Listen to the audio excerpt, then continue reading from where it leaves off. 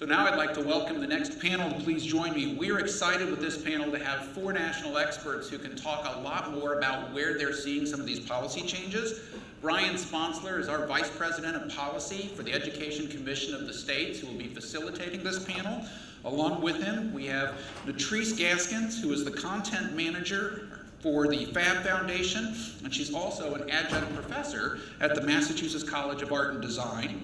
We have Niall Blunt, who is the head of school programs for Crystal Bridges Museum of American Art, and we have Marvin Carr, who is a senior advisor on STEM and community relations with the Institute of Museum and Library Sciences. Please join me in welcoming this esteemed panel.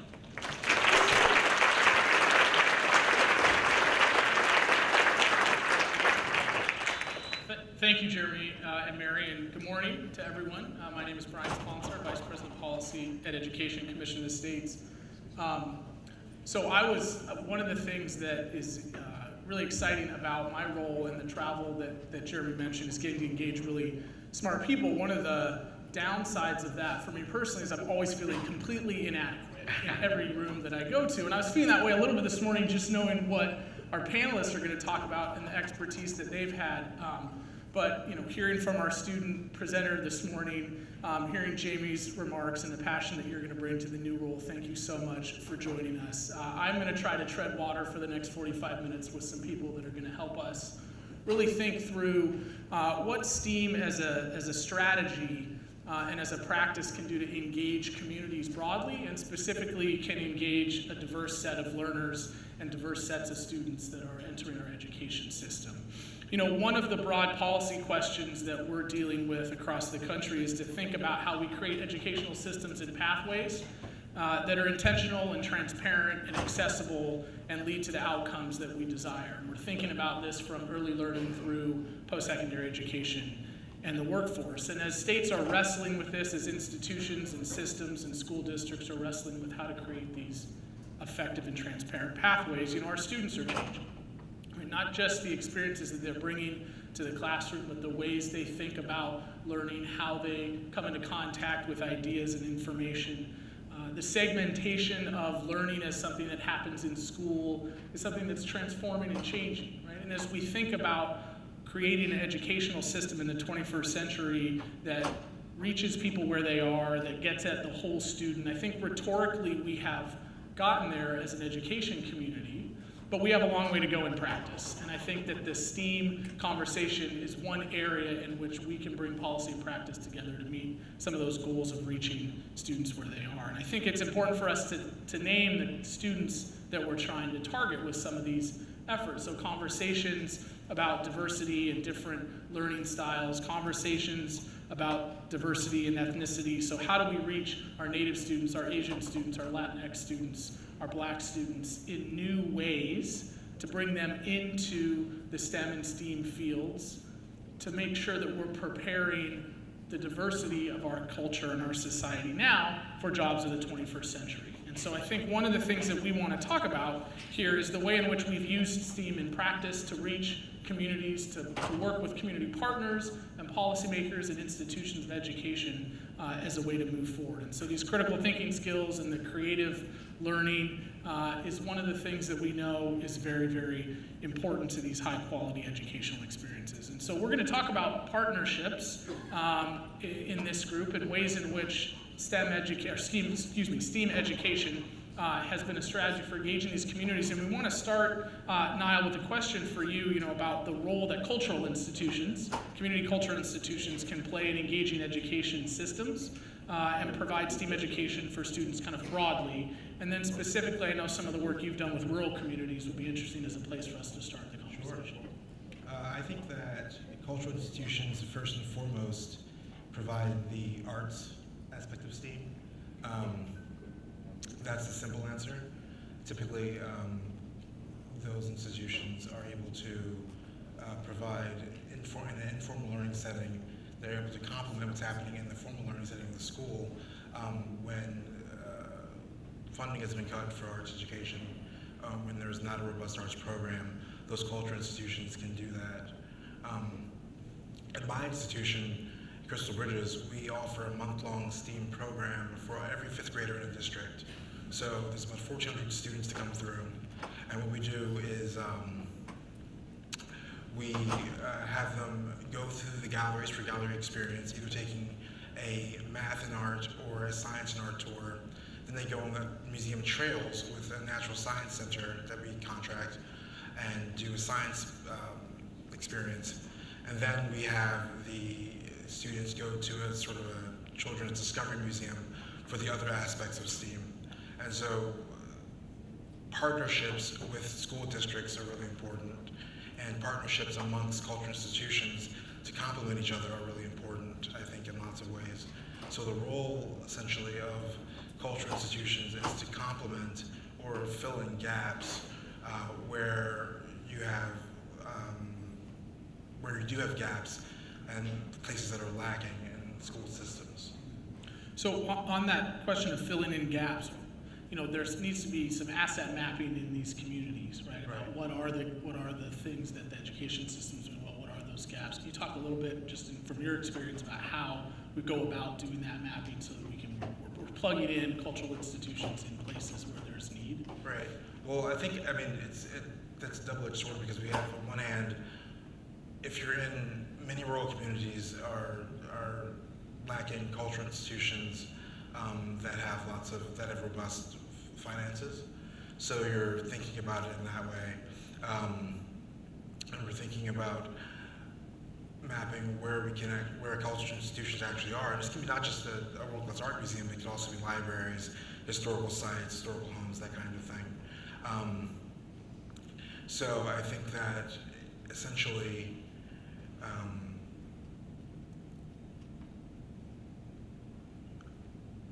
when you find out where those gaps are, hopefully there's a cultural institution that can pick up the slack, and hopefully they have the funds, because it really comes down to funding in lots of ways. They have the funds to actually help those schools engage in STEAM learning and engage with the institution. We have a very generous grant at Crystal Bridges that allows for the STEAM experience to happen for the month for the students.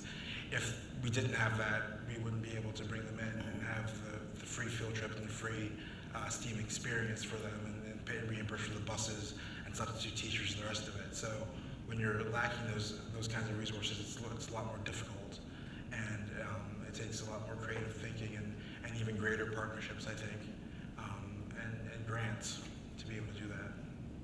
Well, Marvin, you have worked in philanthropy in the past and have an ability in your current role to provide some of the grants to libraries and museums to think about tackling some of the challenges that Naled mentioned. Can you reflect a little bit on the role that you see those cultural institutions can play in really embedding some of the STEAM experience to augment what's in the education system? Great. Thanks for having me. This is going to be a great panel. I think, for me, a lot of it is grounded in, my own lived experiences. Much of who I am today. We didn't call it STEAM in 1997, right? But it's really grounded in both the arts and cultural focus of my grandparents, keeping me in a safe space, right? And so oftentimes what I see the opportunity being is how to use this idea of STEAM as a way to bring caregivers into these type of opportunities, so matching them with teachers, matching them with programs, things like that. And so where I see often in the same idea of partnerships, the opportunities, and I would love to see more grants, and nudge, and this space, this idea of how to target grandparents and parents and caregivers as a way to spread the word for STEAM by convincing them, one, of the opportunities that exist with STEAM education and with art integration and the entire realm of those ideas, but also educating caregivers and teachers about the future. Mary brought this great point about 85% of every new job by 2055 or 2045, might be making that up. 2060? Someone help me there, right? 2030, see, even better, requiring some sort of competency in one of the STEAM fields. And so an old white grandmother in rural Mississippi or a young Latinx mother in Southeast Baltimore may not know that statistic. And so convincing them that their child's future depends on them having access to those jobs might be a worthwhile investment for the federal government or for private philanthropy. So let me follow up real quick on that about sort of you talked about caregivers expanding the field of folks that are sort of both advocates for and supporters of students that are getting these experiences. What other groups at the institutional level, so if you could reflect a little bit on the work you've done with, say, libraries, museums, as being those cultural institutions that are embedded in communities that are taking advantage of relationships that may already exist, and talk a little about some of the effective practices that you've seen when those cultural institutions have engaged new stakeholders in some ways that people here in the audience working with others might think about that strategy. So I know we're at a NEA and Department of Education funded AEP convening, but I would encourage you all to go to imls.gov/CCI as an opportunity to look at what are museums, libraries, and cultural institutions doing in this realm of work called asset-based community development. Right? So ABCD is this approach to seeing communities as partners, right? Acknowledging that it's the opposite side of what's being called deficit thinking approaches in STEAM and STEM, where in assets, in ABCD, the results you want, the things you need, the answers are already there in the community, right? And so having this lens of assets and engaging assets is something that a lot of museums and libraries have started to pick up on. And it's through a lot of ALA's work around transforming communities, right? And really what they've done is they've thought differently about who to partner with. So it's not necessarily institutional partners. They think about who are these smaller associations, the parent groups, the gardening clubs, right, that are not usually engaged with, but who have these kind of special on-the-ground relationships with parents and other folks who can convince them that these are worthwhile spaces to bring your young people to. So when we bring young people into these spaces and we're talking about developing different types of pedagogies in classrooms, Latrice, I want to turn to you to help us think a little bit about what some examples and strategies of what culturally responsive instruction and pedagogy can look like in STEAM teaching and what kind of results we've seen from the research and practice that you've conducted. I'm working as content manager at the FAB Foundation. So one of the partners, one of the potential large projects is with Bhutan, and particularly in developing curriculum as they get and build up their Fab Lab network. So a Fab Lab is basically a fabrication lab. It's a place sometimes in schools where students and teachers go to use laser cutters, 3D printers, CNC routers, things like that to make projects, and sometimes related to the arts directly.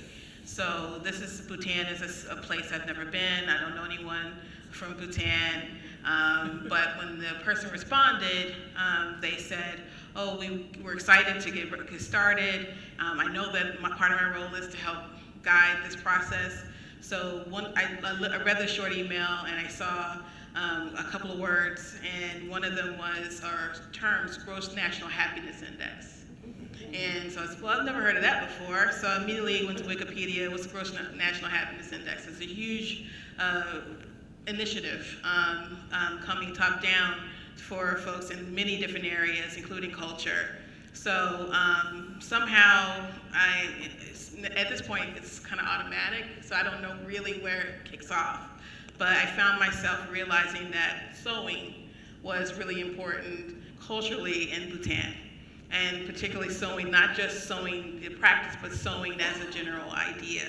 So I began to think about some of the research I've been doing in my own work in research, and also in sewing, and realizing there's a vernacular and particular areas that can relate to digital fabrication. So I immediately responded to the email and to my colleagues at the FAB Foundation with several slides going from the Gross National Happiness Index to 4 or 5 different sewing related arts and craft related activities that could tie to digital fabrication, that could help us develop curriculum, that can enable teachers and students to be able to do that. So my supervisor said, Latrice, you do this all the time. You always start culture first. You always start with culture. And I realized when I thought about that, it's actually a framework for you. Now, of course, that was my dissertation, but that's, of course, It's too early for dissertations. It doesn't come, it comes to me, comes automatic. It's something I do as an approach, but it's also something that isn't necessarily natural to other people. So the research around culturally responsive education, there are some particular things to note, and I just wrote them down instead of put up a slide. Social and academic empowerment, multidisciplinary approaches, cultural validation, social, emotional, and political comprehensiveness, school and social transformation, and the liberation from oppressive educational practices and ideologies. So that being from the research what that means, as opposed to culturally relevant and other types of culturally sustaining practices. This is very specific. And then I realized that I had done STEAM workshops, not in China. Last year I did it in Spain, in Madrid, and Barcelona. And every single time when I went to Barcelona, I was really into Gaudi architecture. And the next thing you know, I was for a school in Chattanooga, Tennessee. I was pitching this idea of doing Gaudi architecture and biomimicry, which engineering, creating structures based on biology. And they really liked the idea, so we went into town with it in terms of doing a workshop with them around digital fabrication, biomimicry, all kind of kicked off about my trip to Barcelona and looking at the architecture. So these ideas, I didn't think about Gaudi really until I looked at it and realized how natural the structures were, and it reminded me of like anthills and things like that. I said, well, biomimicry over here does that, so let's put the two together and then let's do something. So this idea of starting culture first, doesn't matter if it's necessarily your culture. In my case, I'm not from Bhutan, but I began to look at what's important to the Bhutanese folks, or going to New Mexico and working with indigenous and local youth and really studying what's specific to that area that will engage them and make it relevant. So if you talk to me at any given moment, I had my physical, my annual the other day, and my doctor was sitting there smiling at me. For 10 minutes I was going on about James Brown and computational thinking. Which are two things Which is that my often go favorite together. thing to talk about. Yeah. And I found I was talking about James Brown computational thinking at Autodesk, which is, it's not on the bio, but I am a resident artist at Autodesk, which is a software company, and we're doing math, public art. So I was talking about James Brown and computational thinking, and the teachers who were in Boston Public Schools were in the room and had stopped working and were looking at me very of interest. It was the same look I got when I was in Houston, Texas, talking to art teachers and doing a workshop for Fab Foundation there. And then the same look of a computer science professor at Georgia Tech when I mentioned James Brown computation. I said, there's a connection for folks that becomes relevant. I'm not talking about terms they never heard before, or I'm talking about terms they never heard before, but I'm putting it in a way they understand. And I think that's really the core of it. So let me follow up on this, because one of the questions, when we think, you mentioned it doesn't have to be your culture, right? So I think one of the questions that we often get is, how do we, if we recognize the diversity of cultures that our student learners are bringing into the classroom, and we have embraced that they are coming from many different places with many different experiences, how do we identify, sort of which cultural set of values are we grounding some of these conversations in? And one of the things I want to ask about that I heard you say was that it's about starting with a culture. It doesn't have to be just the specific learner's culture. Could you talk a little bit more about it? It can also be school culture. I had a STEAM lab for about 3 years at Boston Arts Academy.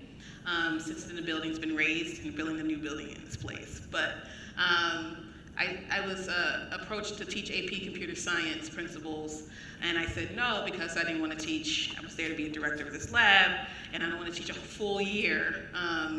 And then I'll teach a term to 9th and 10th graders. I'll teach, introduce them to computer science, and nobody was really interested in that. So, but they were apparently interested in AP computer science. So I said, well, I'll submit to College Board a curriculum that's arts focused in computer science. If they accept it, I'll teach it. So, of course, they accepted it, and then a bunch of kids started showing up, and then, so I had 16 students for a full year, AP Computer Science, in a high school for the arts, and a STEAM lab, which is like a makerspace, for a full year, 11th and 12th graders. So what was very interesting about that is, I guess most of the students were music majors or visual arts. I didn't have any dancers. For some reason, dance wasn't really into that, but should have been. But 16 students for a full year. It was the demographic College Board was looking to reach. So most of them were girls, and African American, Latino, and Asian. I think I had one white student, and her boyfriend was in the class too. So anyway, that's a whole other story. That's a whole other challenge. So what I found, I brought in experts from MIT, from Rensselaer Polytechnic Institute to do workshops to sort of show them the world in computer science. I was also looking for ways to connect the arts to computer science, and because they are high school juniors and seniors, a lot of them bring knowledge to, and that's the asset-based model, to the space that I don't necessarily need to give them. So when we did data and information, that unit, they were learning how how that works, but then the music students started to compose to it. So instead of they would compose the way you would do a bar chart, they were composing to that. So the compositions were reflecting the data that they were analyzing. Only music students would do that. Visual arts students would do something else. So they were all kind of applying their practice to that particular unit in a way that I couldn't even thought of myself.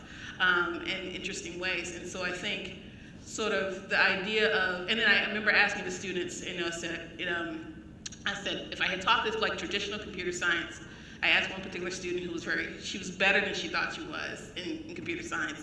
I said, what happened if I taught it traditionally? She said I would have dropped the class the first week. As we got to the end of that year, the problem for that is a new course for a College Board, but the exam was the traditional computer science exam. As we got closer, their interest started to become less. It was very difficult to sell them the idea that you should take the exam. I taught it in a very different way that the exam would be. So a lot of them did not want to take the exam. It was a mismatch between what I was teaching versus what they were required to be tested on. And that's something that I shared with the College Board at the end. And I think that that's important. I found that a lot of programs, including the ones in the other countries, this idea of it being STEAM, it wasn't really a STEAM the way I see it. The way I see it is it's interdisciplinary. So students should be able to flow into music even though they're doing data analysis. Or they should be able to, I had some dance students from a chemistry class come to the STEAM lab and say, our teacher said we could do an extra credit course. We want to make a dance floor that has a circuit in it that plays music when we dance on it. That was the first thing that I learned, is that they came up with this idea after seeing the technology and seeing the stuff. We know you have that paint that's like wire. These are 3 dance students. And so what I found out recently is what they were doing was they were actually choreographing to what they read about the graphite and the chemistry of the paint that they were using on stage. So they're able to perform chemistry, which was something that I don't think me or the chemistry teacher really realized. And me realizing after the fact when I'm writing this book. So the students, younger students needed more explanation and more examples. But when they get into the high school years, they can kind of begin to make the connections themselves. You just need the support to be able to do it. So, Marvin, I see you nodding. You want to jump in and respond to any of these comments, I know from some of your own experiences, but I'm curious about, Patrice shared with us how she sees STEAM and that interdisciplinary. How do you see it? And where have you seen some of the similar types of things that Patrice is talking about? So no one's going to get tested on this after, but before I knew I wanted to be an engineer, I ended up getting a bachelor's, master's, and doctorate in electrical engineering, right? But I double majored in undergrad in vocal performance and engineering. And so coming up, it was this idea, and I heard it all the time, that kids who are good at math are good at music, but I never really connected it until I started to really excel in an undergraduate, in my undergrad class when I got into signals and systems, right? And this idea that really having this real grounded idea of what pitch was, of music in an abstract form, helped for me to excel and to be exceptional as an engineer, right? And so this idea that a young man, before I wanted to be an engineer, I wanted to be an opera singer, right? And unfortunately, right, I got into school and this was the thing I had to choose, right? And I was forced to make this choice.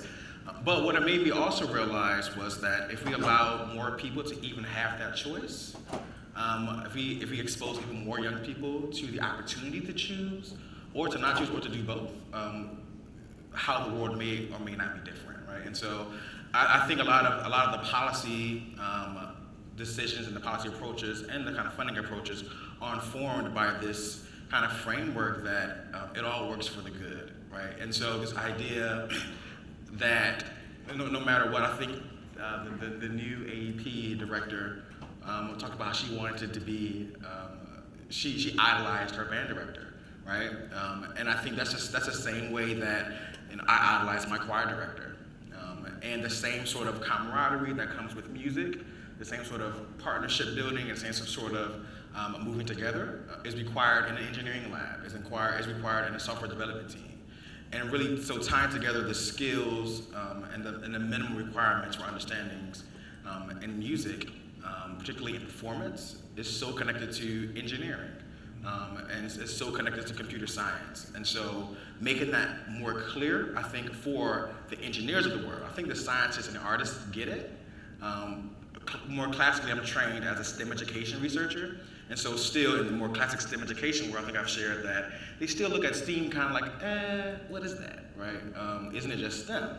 And so convincing them and sharing these stories with the more classic STEM education research field at the big STEM education, engineering education research institutions, I think is very important because like engineers, they have their answer, right? And it's important to share with them these other perspectives. And I think in the instances where institutions, departments, like the Virginia Tech Engineering STEM Education Department, get this idea and see the impact of arts and STEAM, that immediate shift happens. You can see immediate outcomes from that work.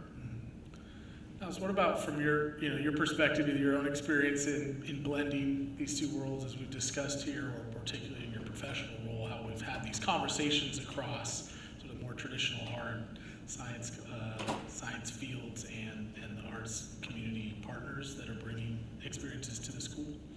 I think that STEAM needs to be fully integrated and not the discrete parts of the acronym, but fully integrated. And I think that architecture does that well. I think it's a good example to use in terms of thinking about each aspect of STEAM, especially with the art piece, to convince the engineers maybe that of the idea that you do need you can have a situation where you have a discipline that blends beautifully each of the elements of STEAM.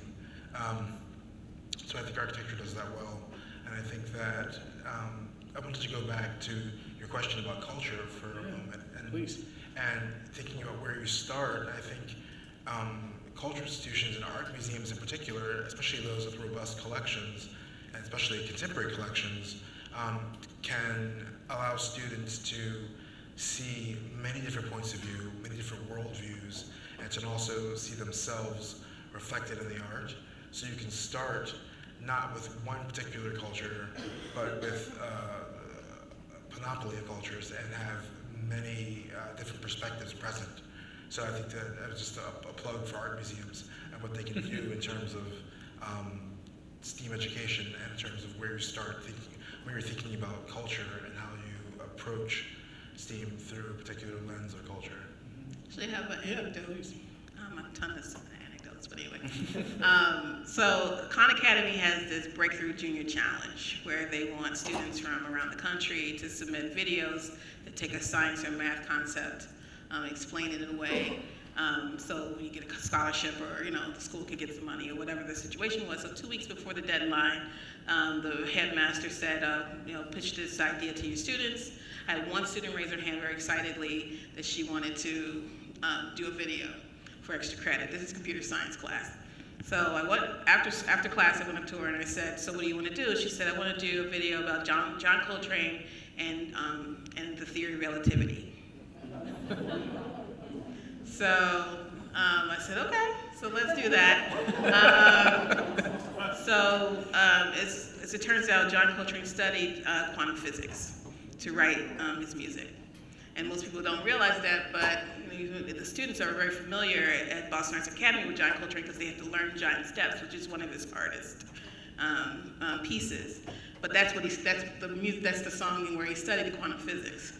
So there is a professor in physics who is a jazz player who wrote a book called The Jazz of Physics, I think the same year that she wanted to do this project. So it began for her a process of her going to talk to her physics teacher, to talk to different people around the school. But I found that the teachers were very resistant to what she was doing, so they were discouraging her from moving forward. She was a visual arts major. This is a music-oriented thing and a film-oriented thing. So she would come to class she was determined, but she was also listening, people are discouraging her. So I kept encouraging her. I said, let's just keep going. And what the school didn't really realize is that their film teacher studied physics first. So he already knew generally the concepts. They didn't know that John Coltrane studied physics to write the music that he wrote. So she found some students in music who did jazz improvisation. They brought them to the STEAM lab to perform. We recorded that. So she produced a video. Now she didn't win because she told me that she was a great animator, and she was not. We needed more time to work on that element of it, but she produced a video to describe how quantum physics and jazz improvisation are linked. And she's a visual arts major, not music or, so it was just very interesting how this student was able to successfully, with help, be able to produce this video with these kind of concepts that are way up here on her own. Well, I appreciate that story as it highlights, the role that individuals, and you've all talked about the way individuals, when given opportunities and exposure to various things, are knitting together these different concepts for their own educational pathways. One of the questions that comes up for me about some of this is how do we get to scalability and sustainability of these kind of approaches? So we have, pockets of success. We have anecdotes where an individual school community or an individual community of partners in institutions of learning or specific teachers or principals have really driven some amazing practice. I think we're struggling to think about how we can do this stuff at scale effectively. So I'm curious from your professional vantage points first, and then your sort of personal reflections on this, from where you sit, what are things you might need to do this work at scale? What are some of the reasons that we think we haven't sort of naturally scaled some of this stuff? And how do we sort of address that question of getting beyond personality-driven sort of success in this STEAM space? And I think this is where engaging communities hold some hope, as well as thinking about how we engage our policy community and supporters in doing that.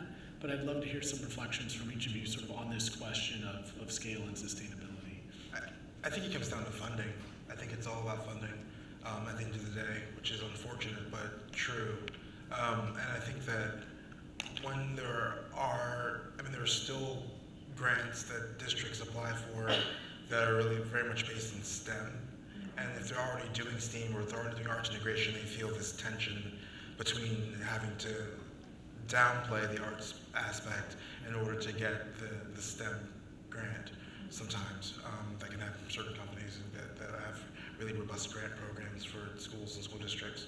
I think that we need to have more grant makers that are invested in STEAM, that see the benefits of STEAM, and that can make funding readily available for schools and districts and states to do the STEAM work. So for me, it comes down to funding.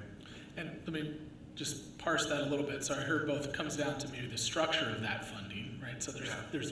and then the amount. So I think about this as both piping and flow, right? So some of the grants that are in the STEM area, or say, are maybe less available for the STEAM kind of work, which is sort of the structural question. And then there's a question of raw dollars, that if we had just more money, we could do more things. Is that, Yeah. both of those things seem to be true? I think so. Okay, yeah.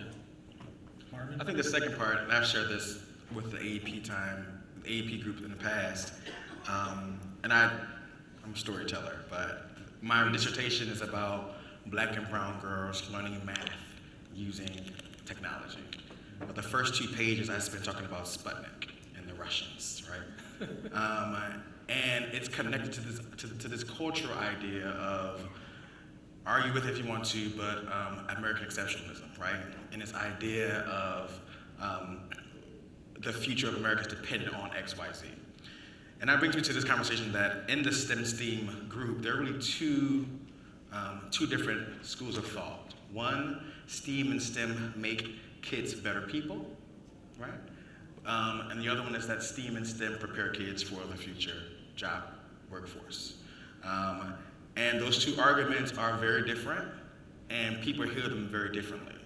And so there's the how and why we talk about like that. Unfortunately, but fortunately, being a more classic STEM person in my policy role, particularly in the federal government, I tend towards the workforce development piece. Because I also see STEAM and STEM as an opportunity to lift an entire generation out of poverty, right?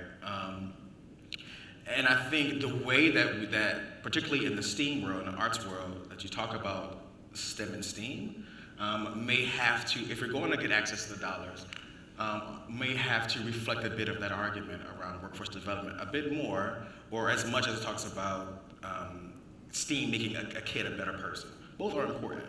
So I think that's the first part. The second part is that I think it gives you access to different dollars, right? Convincing a governor, convincing a legislative body, convincing corporate America that art is good because it makes a kid a better person is a bit less convincing than saying art is good because it makes them better thinkers, because it makes them better problem solvers.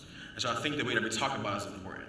I think the third thing is that the STEAM world and the arts world, integration world, lacks, how can I say this? Lacks the research base that the classic STEM world has. I mean, there are hundreds of PhD students, thousands of PhDs working across the country on classic STEM education. Oftentimes, some of them write against STEAM integration, right? And so I think that there needs to be a concerted effort, an intentional effort in producing more scholarly research that helps to ground the why of STEAM, so that when you go to a funder or you go to a legislative body, that you have more hardcore qualitative data or quantitative data to go with you. Oftentimes when I go to meetings, I don't have a STEAM education or an arts integration paper in my pocket, or some big think tank thoughts on STEAM education. It's usually STEM, and then adding my own, lived experience in arts to that. And so I think that's one of the huge spaces where investment is needed. So the sustainability and the scalability both informed by having a more robust academic research base that shows the outcomes of these things. Great. And there needs, Speaking of someone who's got a book under review at the moment to contribute to this space, what are your thoughts? there needs to be longitudinal studies for both STEM and STEAM. Because funders, particularly at the federal level, want to know, does this really lead folks to go into particular careers that are happening? And the problem is that even in some of these traditional STEM areas, it's shifting. Computer science is shifting, technology is shifting all the time. Before it was coding was the big deal. Tomorrow's automation, self-driving cars, algorithms. Are we teaching that in the schools? And if we are teaching it in the schools, there's a huge arts connection to those things. So keeping track of what's happening in the industry, making sure some element of that is coming down to the schools, even at the university level, is going to be very important for sustainability. We can't stagnate really in those areas. And also, is it really deeply arts focused when it is STEAM. Because I'll walk into a situation and someone will give me a project and it's STEM. I mean, just right at the time, it's not STEAM at all. I don't see any deep arts connection at all. And that happens an awful lot. And I think because it's the hot topic of the day, people jump on the STEAM bandwagon, but they're not necessarily doing deep arts and arts focus in their education or in their planning. So I think that making sure something is deeply integrated, also deeply embedded, and also focused on a couple of those things in the STEAM, I think it's important, but also making sure that it's going to really prepare students for what's to come. Like if it is technology-based, if it is computer science, is it, what's happening tomorrow in computer science, not what happened 10 years ago. It's extremely important because those students need to be ready to go by the time they're finished with their high school years. So if we think about that awareness of where the field, is going, we think about the research base and thoughts about how funding both flows and then how the amounts of that funding. If these are the areas broadly we need to address for sustainability and scalability, what's the role of community organizations, community partners in helping us get in these areas? So if we think about what we're talking about today, about using STEAM education as a strategy for engaging community partners, what can be the unique role that community partners can play in addressing any of the three areas or pillars that we've brought up around sustainability? So I don't know if anybody wants to take that one on first, or I can call somebody out if I need to do that. So I have the grant portfolio that I currently run. One of them is it's called STEMX, right? And it is ran out of museums. And what it does is it is very intentional about ignoring the astronauts and the engineers and the scientists in the community, right? And thinking more deeply about who are the folks that you want to think about in the community who actually work with STEAM and STEM. And so it is working with the nail techs, working with the nurses, right? Working with the firefighters who have to think about physics when they're, shooting water at a building, right? And using these what we call STEM professionals to really engage the students. That's the first piece. But the second piece is that what we found, what these researchers have found, was that although a nurse and a phlebotomist or a gardener work and acknowledge they work with STEM and STEAM, they don't consider themselves STEM practitioners, right? And so I think a big part of the job is, one, to engage them more just so that they know that they are a part of this community, and also allow them to see the role that they may have in preparing this next generation to access those opportunities. And so that's been a huge plus sign from this particular grant portfolio, is actually seeing the transformation of an entire group of STEM practitioners, that they're calling them, self-identified now as STEM and STEAM practitioners, where before they actually shied away from it, right? And so I think that's one big piece of it. The second piece is the idea of, who should be a part of the movement, right? These conversations, they seem like they happen a lot, but it's this may be the very first time I've been on a STEM panel I wasn't the only Black person, right? And I think it's all about intentionality around who is included in conversations like this, right? I think more organizations who go out into the community and actually seek out partnerships. It's very easy to go into a community and there's always the science center, or there's always a astrological group who it makes sense to interact with.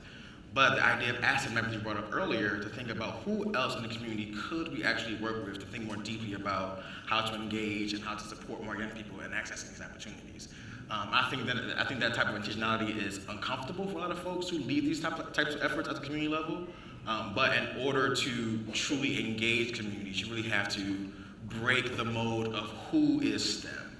And I think even now, although I've been in the STEM world for 10 years now, I still see the need, and it's not only Black, white, male, female, it's also in rural areas. It's very difficult for me to go to West Virginia and engage, farmers or coal miners in the idea that the work that they do is chemistry and the work that they do is in agriculture is biology. And so I think it is that there is a group of people who we say is STEM and STEAM, who culture tells us STEM and STEAM, but then there's the actual reality of who is that. And I think it's a big part of the sustainability of it is convincing more people that they have skin in the game. I know there's Q&A, but I just want to, there's a film called Underwater Dreams. If you haven't seen it, you may want to check it out. It is the story of a group of high school students from Phoenix, Arizona, who competed in an underwater robotics competition in San Diego in 2006 and beat MIT. Those were the sons of undocumented immigrants, so large Mexican students. So not only did they beat MIT in the robot, but they also beat them in the written component. So the film is about their lives, but it's also and what happened at that high school. But it also, so I got to go to see the screening at the Museum of Science in Boston, and one of those men was at the panel along with legislators, and someone asked, well, what was the connection between you and robotics, or your group in robotics? They said, well, we went in there and they showed us what we could do, and immediately he said the word hitting switches. And I said, that's lowrider vernacular. So they knew engineers, self-taught engineers in their neighborhoods, engineering cars. And so when they saw what was happening with the robots, the teacher showed they made the connection as high school students between the robots and what they saw in their community automatically. So hitting switches, but doing robotics instead, and then beating MIT. They could not go to MIT because they were undocumented. So they became caterers and went into the military.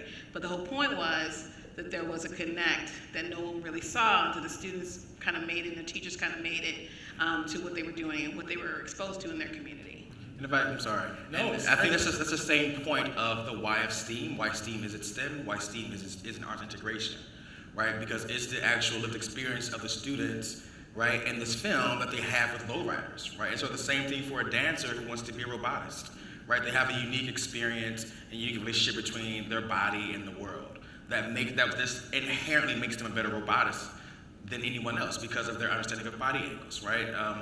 That makes a wannabe opera singer like me a little bit better at signals and systems because I have a unique understanding for 18 years of singing and understanding the voice. And so the idea, and to your point earlier, that it's not just about tagging on art to make it STEAM because that's the thing to do, get some extra money. It's the fact that there is actually something going on when you tie arts as a lived experience, as an experience in itself, to STEM and what it does to a student and what it does to their understanding of it. Yeah. Thank you. So we have some time for audience questions, answers. I certainly could engage the three of them with more questions, but we have a couple of microphone runners that'll be around the room. So if you do have a question, if you could raise your hand and we'll be happy to take that now. I think there's one over here, and if you could just introduce yourself briefly and ask your question, please. Thank you. Oh, my name's Michonne Boston. I'm an impact producer for film. And I have a question about what is the role of the humanities in this? Because my sister says she learned more about history through theater history than she did traditional history classes. Role of humanities. Anybody want to take that? I will, but I don't want to be the...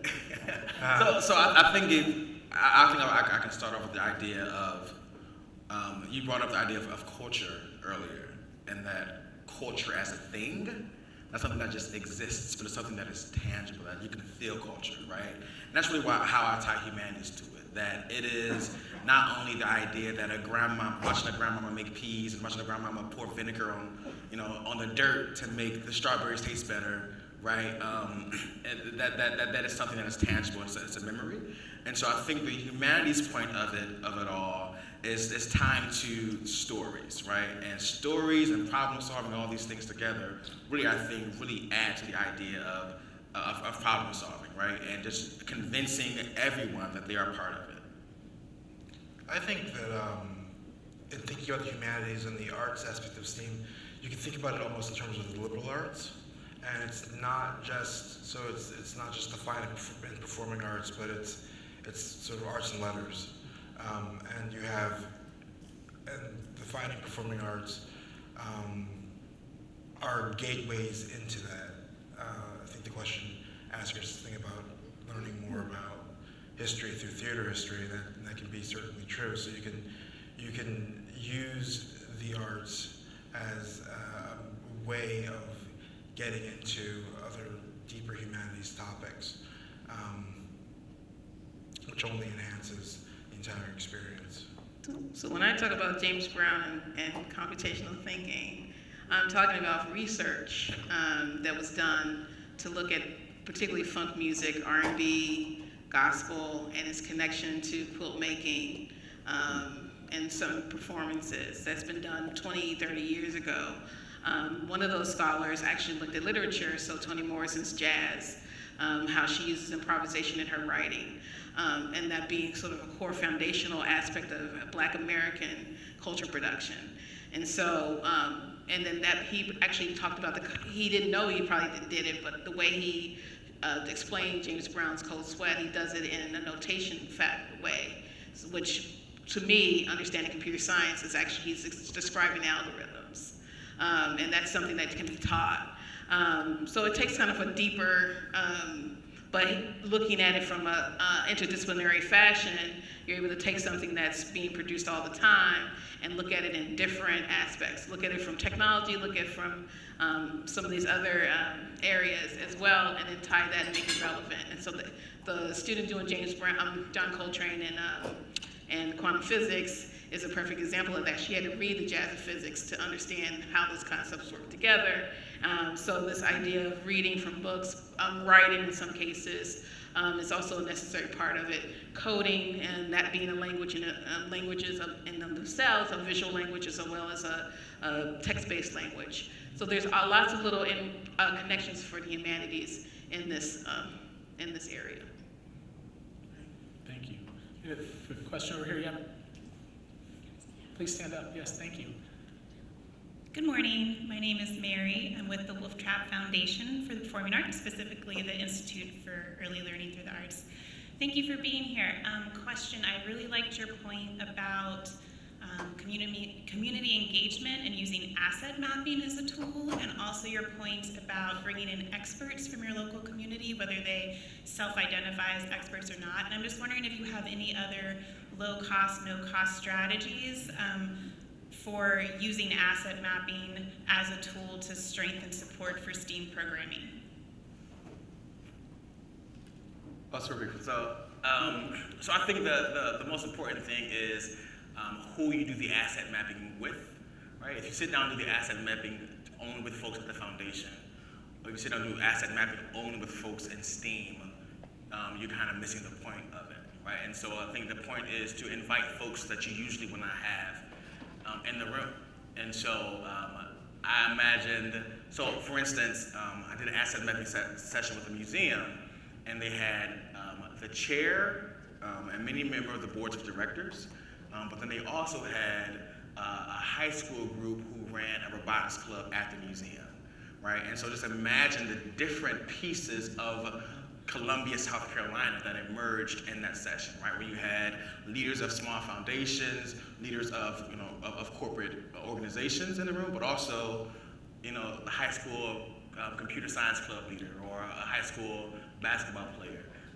And the richness of that asset map would have been totally different if it didn't have those different perspectives. So it's about who's in the room when you're doing the asset mapping as well. Any other low-cost, no-cost strategies anybody wants to share? Always a question about no-cost strategy. I did a workshop in New Mexico, Taos, New Mexico, and to get the students from the Pueblo. They worked with an arts center on the Pueblo, particularly an elder who ran the arts center, and she was really wanting the students to get this experience with the workshop, so she specifically handpicked young people to come out to go to the high school to learn this. But in the end, we did this performance in Taos, and then all these folks off the Pueblo came into town, which was a very rare situation of them mixing in with everyone else to support the students. And these were mostly middle school students. But it was that elder who got on the mic who thanked me for coming from Boston, who explained how important this was for their community. It was her role was critical for that to work. We wouldn't have been able to get those youth to come into the high school. It wouldn't have been as robust as it was without that. But there was just a relationship between the school and some of the nonprofits and working with the elder on the Pueblo. It wasn't something that was it was something that was a part of what the nonprofit did and establishing those relationships that made it work as well. Finding those relationships is really important. Any other questions? Yes, there you go. Hi there, I'm Dennis with the National Art Education Association, and so really great STEAM experiences are fun, chaotic, in a good way. If you could share some of your strategies or your experiences with working with stakeholders, other content area teachers, and those types, and how really great STEAM experiences are really great for kids. How do we get there? In the program that is run at Crystal Bridges, we have a STEAM booklet that we create that has that covers each aspect of STEAM, and then it covers the three partners that are involved in the program that every fifth grader uses and keeps for the whole year. So they have a one-day field trip STEAM experience, but they keep that booklet or that journal and use it for the rest of the year, tying back their lessons they're learning in their classes and their formal education back to this informal education experience. So on the day it is chaotic and they're doing lots of different amazing things and that kind of thing, but they get to have this takeaway and use it throughout the year to keep tying back all the lessons they're learning in their fifth grade classes back to this STEAM experience and seeing how STEAM is so integral to what they're doing.